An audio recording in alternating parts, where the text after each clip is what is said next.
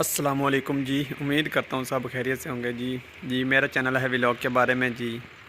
और मैं आज को बस ऐसे एक छोटा सा क्लिप दिखाऊंगा। ये गांव है, मेरा एक दोस्त है, मैं उसके पास आया हुआ हूँ। ये देखें, ये मेरी गाड़ी खड़ी है और ये वो जगह है, वो ट्रैक्टर ज़मीन की बिजाई कर रहे हैं, रोटा चला रहे हैं उसके पीछे। ये देखें,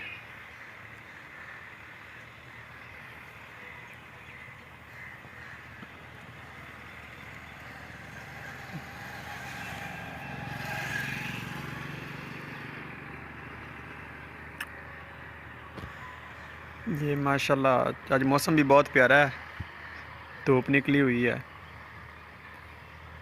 ये देखें,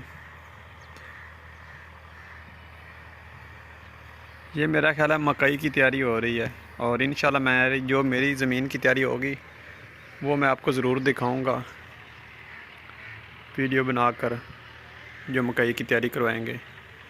ये साथ में एक स्कूल भी है, गवर्नमेंट गर्ल्स प्राइमरी मिडल है, मिडल।